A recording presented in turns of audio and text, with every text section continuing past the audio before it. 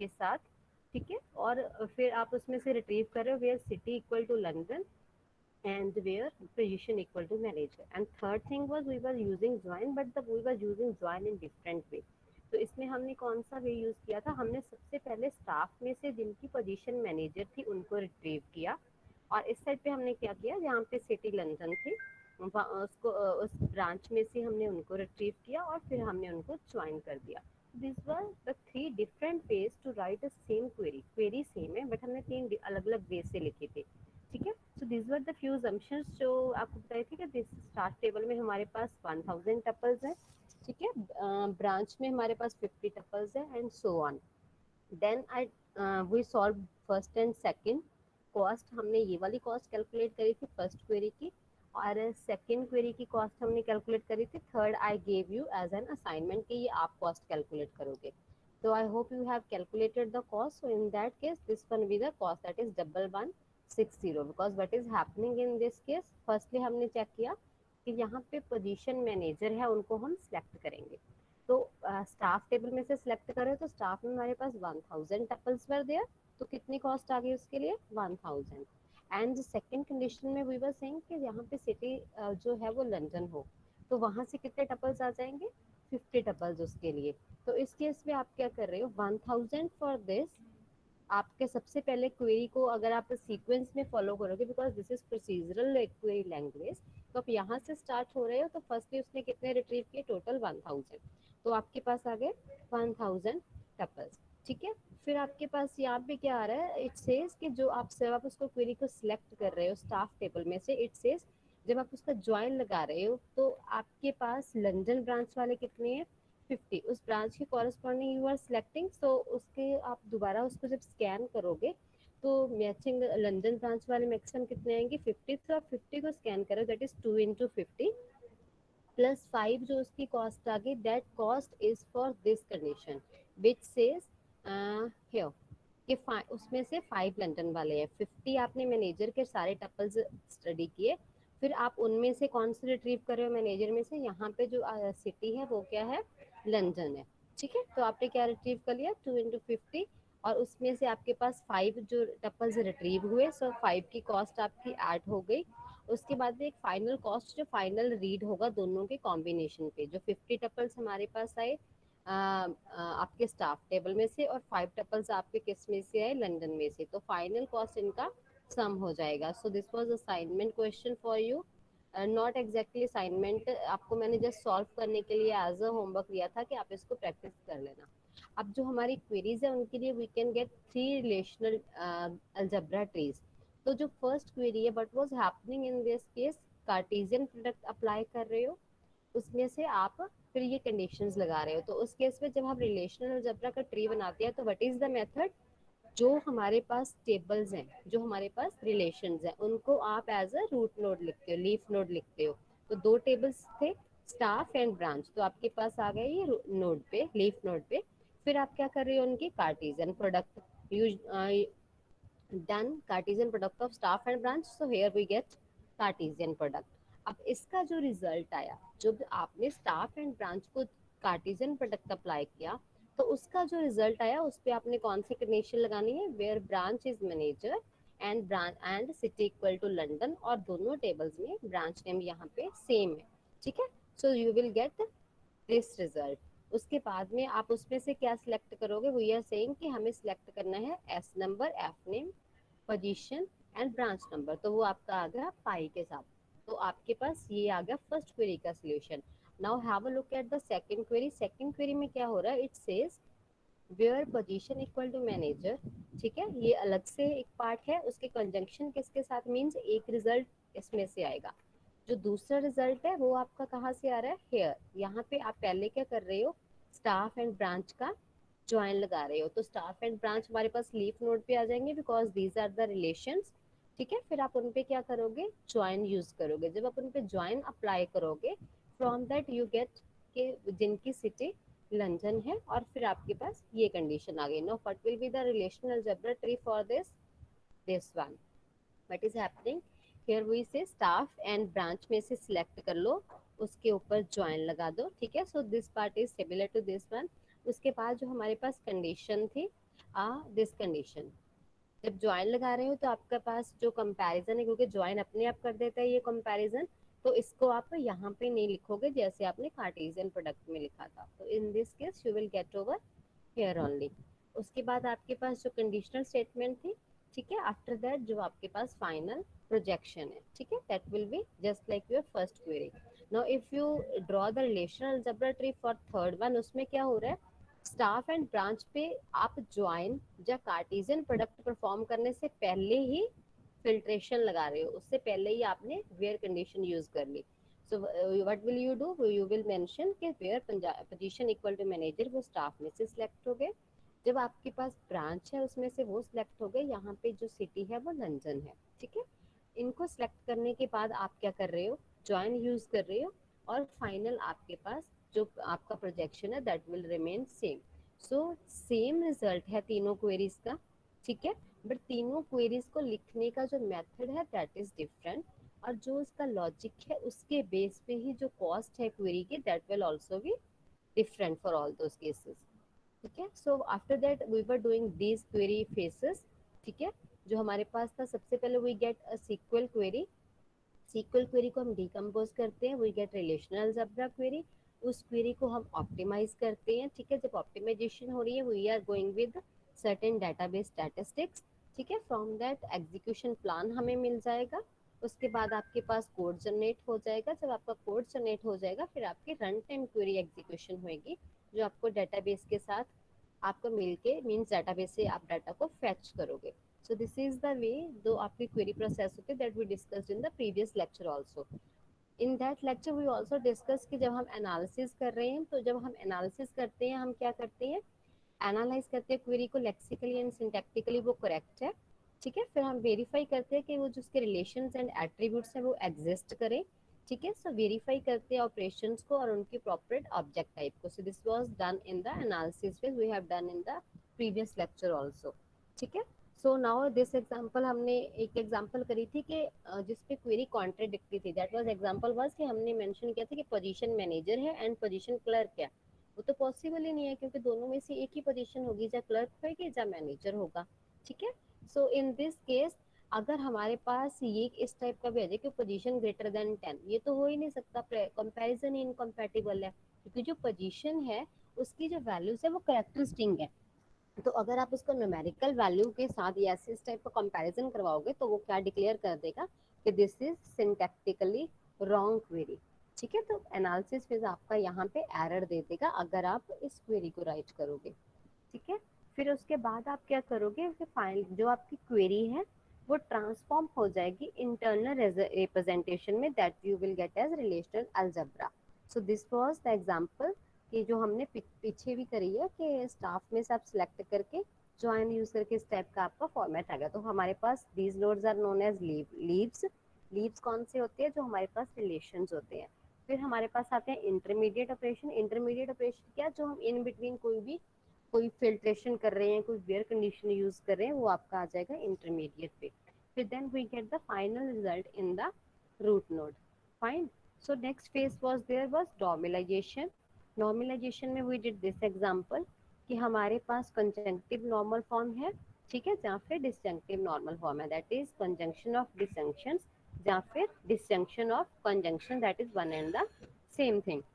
Once you are done with that, next हमारे पास आ जाता है semantic analysis phase, we were doing this phase, ठीक है। तो सिमेंटिक एनालिसिस फेज में what we do, semantic analysis phase जो हमारे पास नॉर्मलाइज्ड क्वेरीज होती हैं, अगर वो प्रॉपर्ली फॉर्मुलेटेड नहीं है तो उनको डिस्कार्ड करेगा। तो उसके लिए वो डिस्कस्ड ये दो चीजें करता है, एक तो वो क्रिएट करेगा रिलेशन कनेक्शन ग्राफ, दूसरी चीज वो क्या करेगा, नॉर्मलाइज एट्रीब्यूट कनेक्शन ग्राफ को क्रिएट करेगा। सो वी वर डिस्कसिंग कि जो हमारे पास रिलेशन कनेक्शन ग्राफ होता है, what is the purpose of relation connection graph, can anyone tell me कि ये मेरे को सिमेंटिकल इनकरेक्ट क्वेरी बताएगा, या फिर आपके पास कोई क्वेरी है और उसमें कॉन्ट्रडिक्शन है वो बताएगा। हाँ जी, any student, if we are saying कि we are constructing a relation connection graph, what is the purpose of creating a relation connection graph? Any student?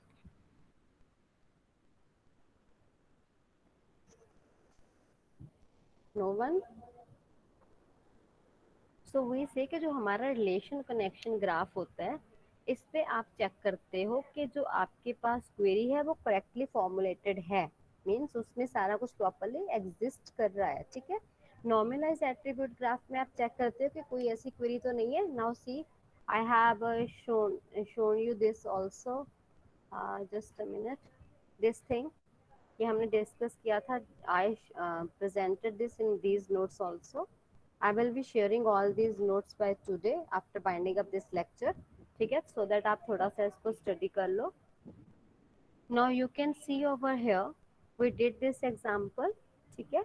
तो इस केस पे we discussed कि हमारे पास जो क्वेरी होती है उस पे हम रिलेशन कनेक्शन ग्राफ बनाते हैं। हम दो चीज़ें चेक करते हैं, इनकरेक्टली फॉर्मुलेटेड क्वेरीज। तो जो अगर हमें इनकरेक्टली फॉर्मुलेटेड क्वेरीज फाइंड करनी है, मीन्स जिससे कोई रिजल्ट ना मिल रहा हो, तो हम क्या करते हैं उस केस में, we create a relation connection graph. Obviously this is clear from the name itself कि इनकरेक्टली फॉर्मुलेटेड कहाँ से मिलेगा, अगर आपके पास ग्राफ में जो है वो कनेक्शन प्रॉपर नहीं बना। कॉन्ट्रडिक्टरी क्वेरीज हम कैसे चेक करते हैं कि अगर हमारे पास जो नॉर्मलाइज एट्रीब्यूट ग्राफ है, जब हम इसको क्रिएट कर रहे हैं इसमें कोई सर्कल होगा, ठीक है। So how we are creating this, now you go through these steps once. It says कि जब हम relation connection graph when we are creating, we say कि create node for each relation, जितने भी रिलेशंस हैं उनके लिए एक नोड क्रिएट कर लोगे, फिर एक नोड आप क्रिएट कर लोगे रिजल्ट के लिए, ठीक है। After that what will we do, we will create the edges between two nodes, दो वो वाले नोड्स में हम एज क्रिएट करेंगे जिनके बीच पे कोई ज्वाइन होगा, ठीक है। और उसके बाद हम क्या करेंगे, एजेस क्रिएट करेंगे उन नोड्स में जिनमें कोई प्रोजेक्शन होगी, ठीक है। तो अगर ये आपके पास जो ग्राफ बनेगा वो ग्राफ करेक्टली कनेक्टेड ना हो, तो then may it means this query is incorrectly formulated. तो whenever you write a SQL query, और जब वो सीक्वल क्वेरी आपकी एग्जीक्यूट हो रही होती है, ठीक है, उसके एनालिसिस फेज के बाद क्या होता है, जो आपका सीमेंट ये वाला फेज होता है, ठीक है, जिसमें आप सिमेंटिक एनालिसिस कर रहे हो। तो आफ्टर लेक्सिक एनालिसिस जब आप सिमेंटिक एनालिसिस करते हो, तो जो हमारे दो पेज बनते हैं, ठीक है, सॉरी दो ग्राफ्स बनते हैं, relation connection graph and your normalize attribute connection graph. तो उन ग्राफ से हमें पता चलेगा कि आपकी क्वेरी में कोई सिमेंटिक एरर तो नहीं है। If there is any semantic error then that query is not executed. Execution से पहले, जब मशीन जनरेशन कोड से पहले ही वो क्वेरी डिस्कार्ड हो जाएगी और आपको एरर मैसेज शो हो जाएगा, SQL will throw error message कि this query is incorrectly formulated, there is syntax error, there is semantic error और this query is incorrectly formulated. तो जो आपका क्वेरी ऑप्टिमाइज करने का कोड फेस होता है, या फिर उस क्वेरी के लिए मशीन कोड जनरेट करना है, वो मशीन कोड जनरेट नहीं करेगा आपका कंपाइलर, उससे पहले ही आपको एरर मैसेज आ जाएगा क्वेरी प्रोसेसर की तरफ से, ठीक है। So it will be saving the time in that case also. So what is happening in this case, here we say कि firstly what will we do, create node for each reference to an attribute. अगर कोई जो आपने node attribute आपके लिए आपने node create किया है, उसके लिए कोई भी अगर रेफरेंस आ रही है, जब कोई भी अगर उसमें देखो attribute reference mean suppose I have written position equal to manager, ठीक है, और अगर मैंने लिखा है सैलरी ग्रेटर देन 50,000, तो 50,000 क्या है, मेरा कांस्टेंट है, ठीक है। और अगर मैं ये लिख रही हूँ, सपोज आई हैव रिटन, मैंने ज्वाइन यूज किया, मैंने लिखा था S dot B number equal to B dot B number, means staff dot branch number equal to branch dot branch number, means branch and staff table में branch number की जो value है वो same है। तो उस केस में हम क्या करेंगे, एक नोड क्रिएट करके उनके लिए एज क्रिएट करना होगा। तो सबसे पहले आप क्या करोगे, यू नीड नोड्स। तो सबसे पहले आप उनके लिए जितने एट्रीब्यूट्स हैं या जितने भी कॉन्स्टेंट्स हैं, उन सब के लिए आप क्या करोगे, नोड्स क्रिएट करोगे, फाइन। उसके बाद आप क्या करोगे, डायरेक्टेड एज क्रिएट करोगे, ठीक है। Remember the edge should be directed.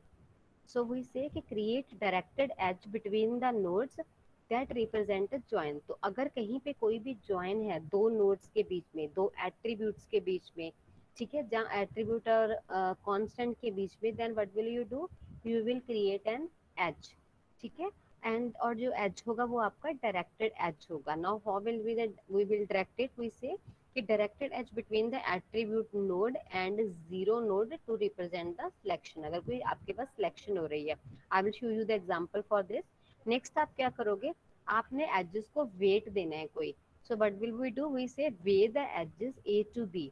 आपने ए से लेके बी तक, मींस ए भी एट्रीब्यूट है, बी भी एट्रीब्यूट है। ये एज हमारे पास कहाँ से आया था, ये एज आया था हमारे पास किसी रेफरेंस से। अगर कोई नोड किसी एट्रीब्यूट को रेफर कर रहा है, ठीक है, या फिर कोई दो एट्रीब्यूट्स ऐसे हैं जिन पे आपने ज्वाइन लगा रखा है, कोई आपने जो ज्वाइन के साथ कंडीशन लगा रखी है, so we will be using this directional edge. तो we say weigh the edges A to B with the value c. now if we say if it represents inequality condition, अगर यहाँ पे कोई भी inequality की कंडीशन आ जाए, means a less than equal to b plus c। a क्या है यहाँ पे, कोई आपके पास एट्रीब्यूट है, उसकी वैल्यू लेस देन आप शो कर रहे हो, लेस देन वाली अगर कंडीशन होगी, रिमेंबर अगर मैंने लिखा है सैलरी लेस देन 5000, ठीक है, तो उस केस में मेरे पास जो एज होएगा वो उसका वेट होएगा, तो आप उसको उसके कॉरेस्पॉन्डिंग स्पेसिफाई करोगे, ठीक है। मीन्स उस केस में आपका जो वेट होगा वो पॉजिटिव होगा। Now read the this point very carefully and understand this, if you have any doubt then ask me. We say A to batch B, मेरे पास कोई एज है। अब मेरे पास एज कैसे है, सैलरी और 50,000 के बीच में कोई एज है, ठीक है। मेन सैलरी क्या है, एक एट्रीब्यूट है, 50,000 क्या है, कोई वैल्यू है। तो अगर मेरे पास सैलरी एंड उसकी वैल्यू के बीच में कोई भी एज है, तो उस केस में व्हाट आई एम डूइंग, तो मेरे पास उसको वेट देना है, तो वेट जहाँ तो पॉजिटिव होगा या नेगेटिव होगा, ठीक है, from the graph terminology. So what I will do कि अगर तो वो A less than equal to B plus C है, मीन्स अगर मेरे पास कंडीशन है सैलरी लेस देन 50,000, तो मेरा जो वेट होगा वो आपके पास क्या आएगा, पॉजिटिव, मीन्स प्लस सी। और अगर वो वेट आपके पास इस डायरेक्शन में है कि weight the edges 0 to 8, direction आपने उल्टी कर देनी है और वेट कर देना है माइनस सी, अगर आपके पास कंडीशन हो सैलरी ग्रेटर देन 50,000।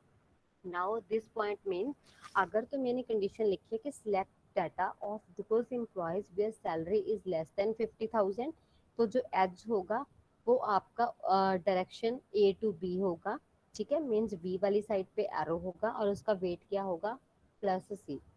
फाइन। और अगर आपके पास कंडीशन है कि salary greater than 50,000, means greater than वाली कंडीशन है, तो आपका जो एज होगा वो कांस्टेंट वैल्यू से लेके, दैट इज जीरो से लेके एट्रीब्यूट की तरफ होगा, मीन्स 50,000 से लेके सैलरी को एज जाएगा और उसका जो वेट होगा वो माइनस ही होगा। और अगर आपके पास इस ग्राफ में कोई भी साइकिल आ जाए, तो वी से कि द वैल्यूएशन सम जो नेगेटिव है, तो क्वेरी हमारे पास कॉन्ट्राडिक्टरी होती है, मीन्स उसमें कोई भी नेगेटिव एज नहीं होना चाहिए। Now this is very much clear. Now if I से कि salary greater than 50,000, eight the same time I am saying कि सैलरी लेस देन 50,000, तो ये तो पॉसिबल ही नहीं है, क्योंकि दोनों कंडीशंस कॉन्ट्राडिक्टरी है। जहाँ तो सैलरी ग्रेटर देन 50,000 होगी, तो सैलरी लेस देन 50,000 होगी, ये तो पॉसिबल ही नहीं है कि ग्रेटर देन भी हो और लेस देन भी हो। तो इट मीन्स अगर हम इसको वर्बली ऐसे डिस्कस कर रहे हैं, सो वी गेट कि ये कॉन्ट्रडिक्शन है। बट जो आपका क्वेरी प्रोसेसर है उसको कॉन्ट्रडिक्शन कैसे पता चलेगी, नो द कॉन्ट्रडिक्शन, जो आपका क्वेरी प्रोसेसर है वो एक नॉर्मलाइज एट्रीब्यूट कनेक्शन ग्राफ बनाएगा, और वो ग्राफ बनाने के लिए ये स्टेप फॉलो करेगा। उसके बेस पे अगर कहीं पे भी नेगेटिव वेट आ जाता है, नेगेटिव वेट वाला कोई साइकिल आ जाए, तो उस केस में इट विल डिक्लेयर कि जो आपका क्वेरी है उसमें कॉन्ट्रडिक्शन थी। Now see the full example कि हम इसको ड्रॉ कैसे करते हैं। नाउ अगर मुझे सिमेंटिक करेक्टनेस चेक करनी है, so what I am doing over here, we say this is the query and this query से select p dot p number, ठीक है, comma p dot street from renter R, renter मेरे पास एक table है, ठीक है, व्यूइंग मेरे पास एक टेबल है, प्रॉपर्टी फॉर रेंट मेरे पास एक टेबल है, तो मेरे पास तीन टेबल है। What I am doing, I am using three tables in my this query. one table name is renter, another table name is viewing, and third table name I am having is property for rent।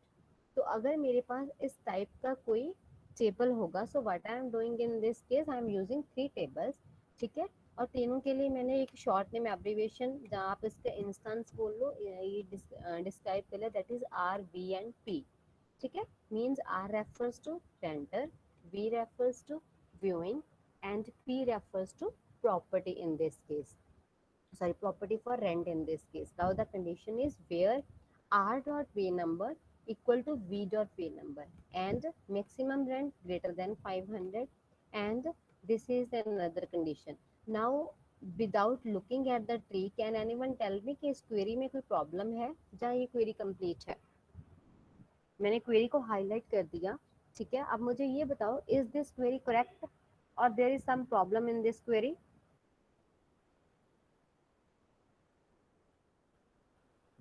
Any student? Yes? No one wants to answer?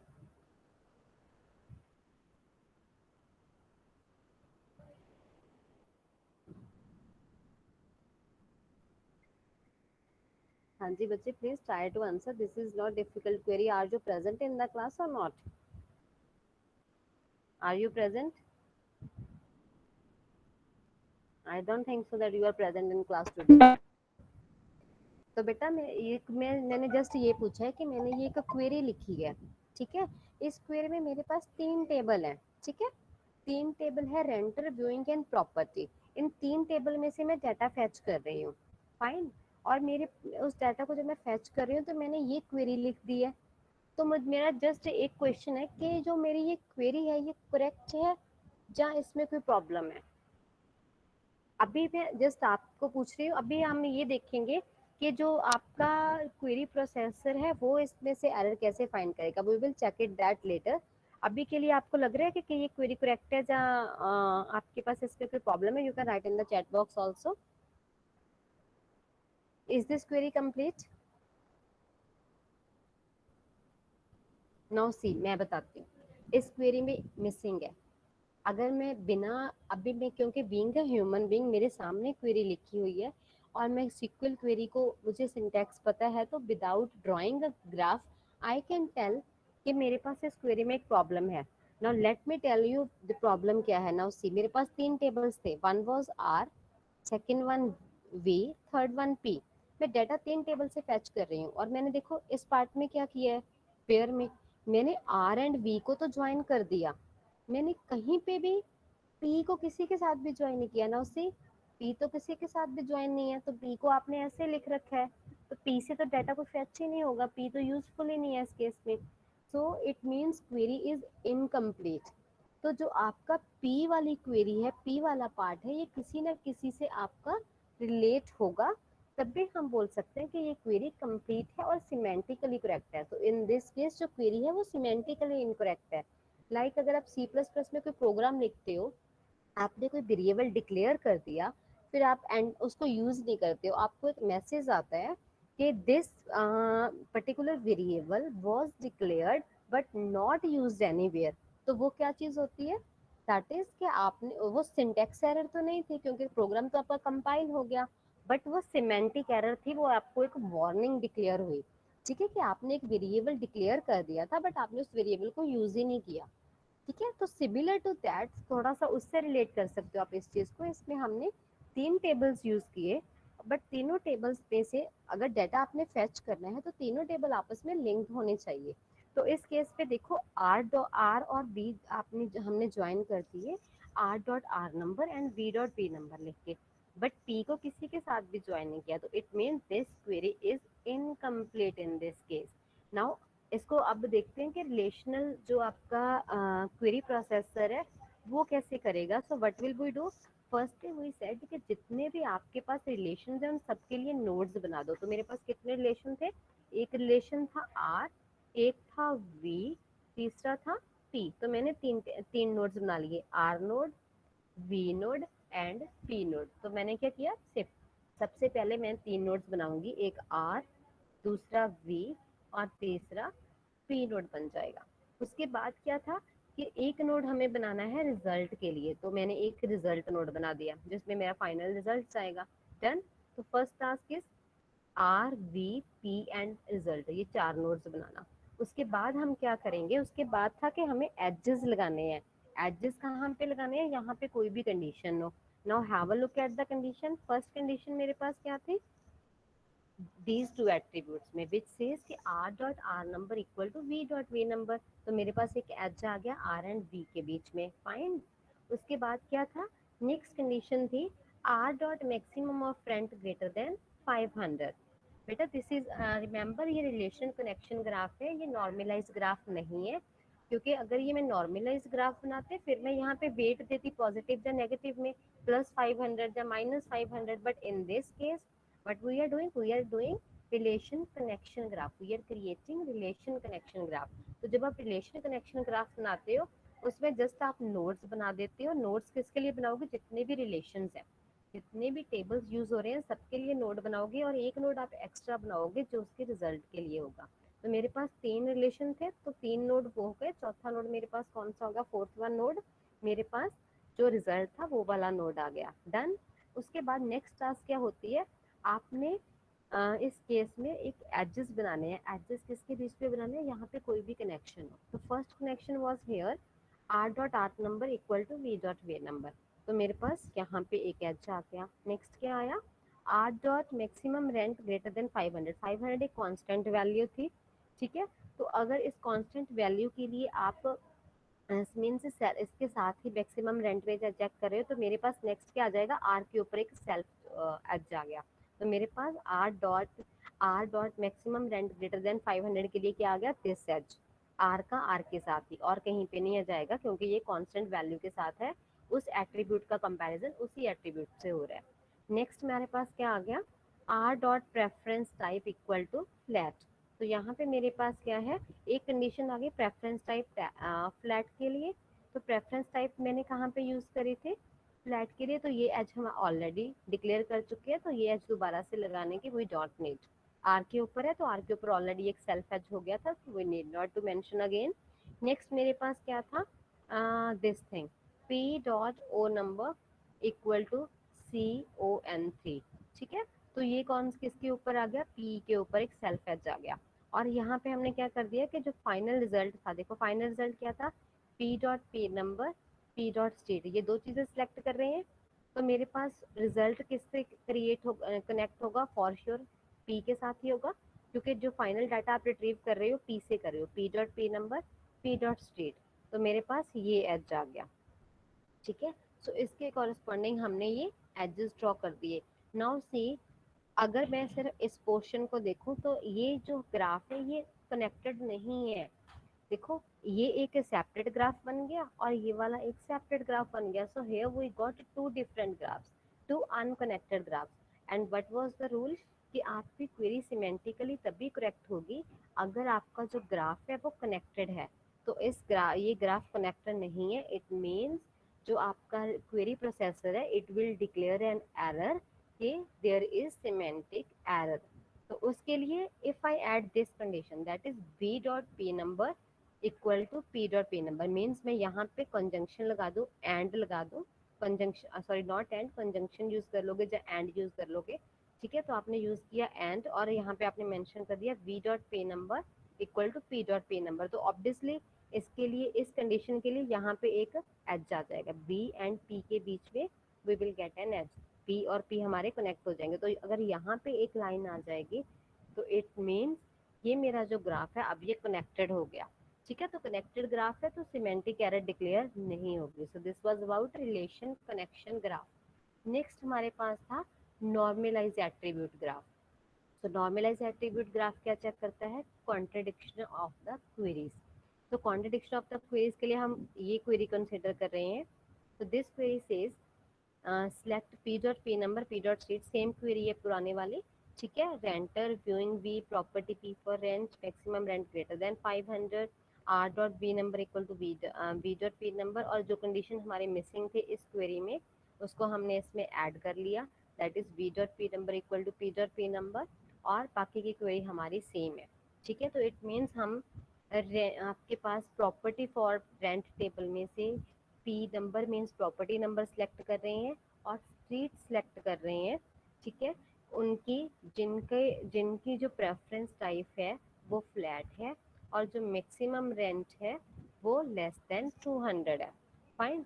तो अब हमें क्या करना है, इसके लिए normalise attribute graph create करना है। सो जब भी हमने नॉर्मलाइज एट्रीब्यूट ग्राफ करना है, सबसे पहले हम क्या करेंगे, जो हमारे पास एट्रीब्यूट्स हैं उन सब के लिए हम एक एक नोड बनाएंगे। So how many attributes are there, start reading from here, this is one attribute maximum rent. तो हमने एक बना लिया मैक्सिमम रेंट के लिए, ठीक है। और उसके बाद क्या थे, नेक्स्ट है हमारे पास R dot are number and B dot are number, दो एट्रीब्यूट्स ये हो गए।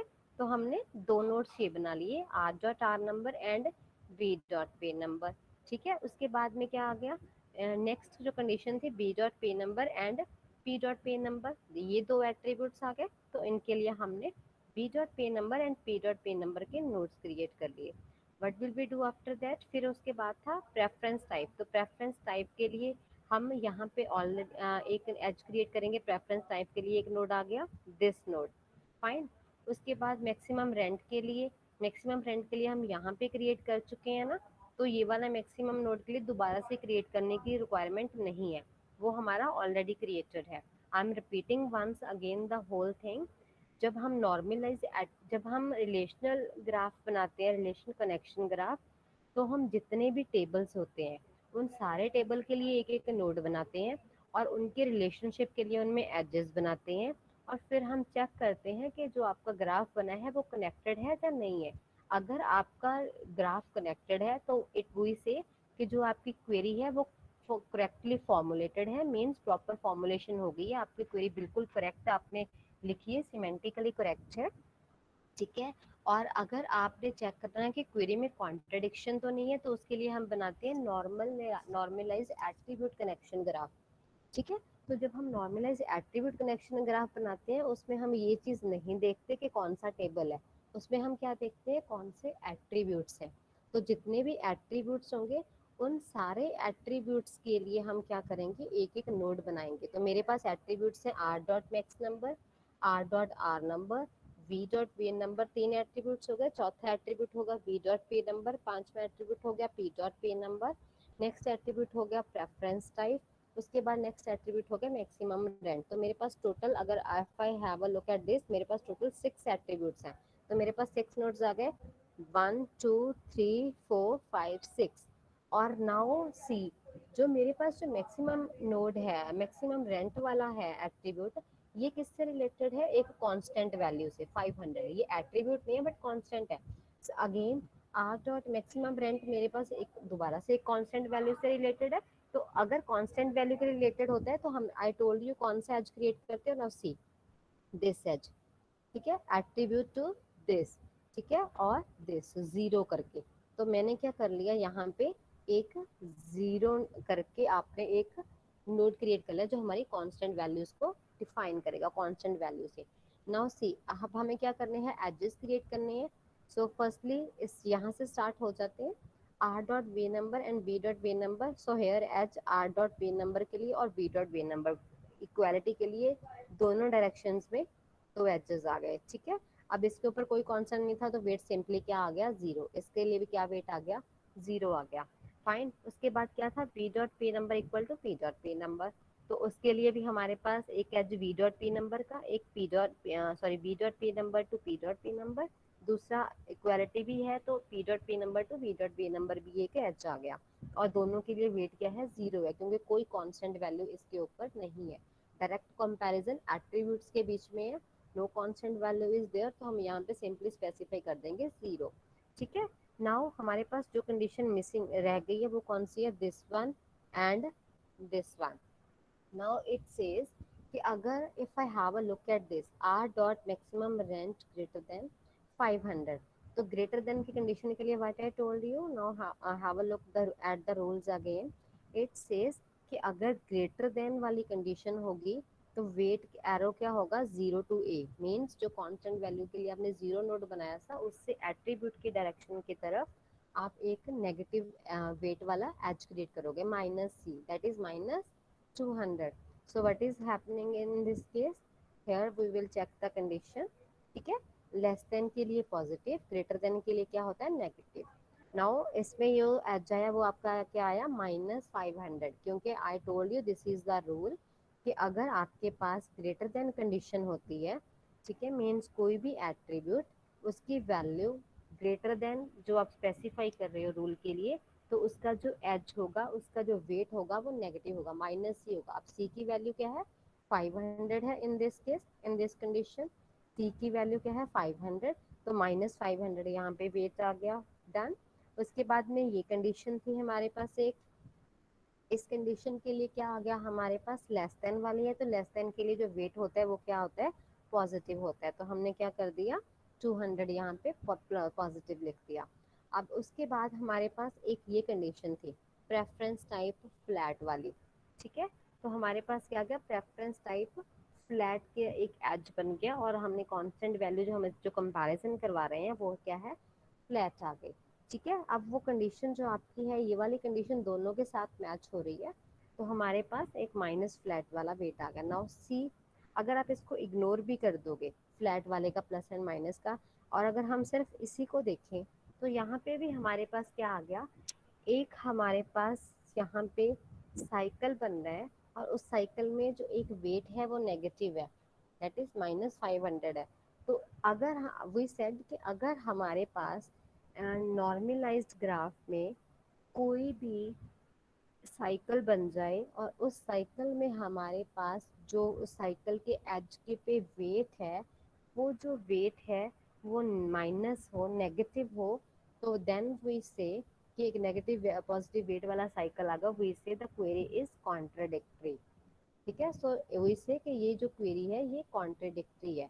अगर हम इसको नॉर्मल अब इंग्लिश की टर्म में भी अंडरस्टैंड करें, अब हम बीइंग क्वेरी प्रोसेसर छोड़ देते हैं फॉर द टाइमिंग, अभी हम सोचते हैं कि बीइंग अ ह्यूमन बीइंग, अगर मैं आपको ये बोलूँ कि maximum rent greater than 500, maximum rent less than 200, is it possible कि जो रेंट है वो लेस देन 200 है, at the same time we are saying कि and rent is greater than 500, not at all possible कि लेस देन 200 भी हो और ग्रेटर देन 500 भी हो, ये तो पॉसिबल ही नहीं है, ठीक है। So in this case we will say कि जो आपके पास क्वेरी है वो कॉन्ट्रडिक्टरी है। ये तो हो गया हमारे ही अंडरस्टैंडिंग से, बट जो आपका क्वेरी प्रोसेसर है वो इस कॉन्ट्रडिक्शन को कैसे फाइंड करेगा, वो एक नॉर्मलाइज एट्रीब्यूट ग्राफ बनाएगा इस टाइप से, और उसमें अगर नेगेटिव वाला कोई साइकिल होगा तो इट विल डिक्लेयर कि जो ये वाला आपकी क्वेरी है इसमें कोई कॉन्ट्रडिक्शन है। So this is the way with the help of these relation connection graph and normalize attribute graph, जो हमारा क्वेरी प्रोसेसर होता है, it will do semantic analysis, ठीक है। अब जब सिमेंटिक एनालिसिस हो जाएगी, उसके बाद आप क्वेरी को सिंप्लीफाई कर देते हो, रिडंडेंट क्वेरीज को रिमूव करते हो, ठीक है। कॉमन सब एक्सप्रेशंस होती हैं जो रेपिटेशन बेस पे कॉमन एक्सप्रेशंस आ रही हैं, उनको आप एलिमिनेट कर देते हो, क्वेरी को semantically equivalent but easily efficiently आप उसको हैंडल कर लेते हो, ठीक है। So this is the common terms, nothing is difficult in this case. Now see how the simplification is being done.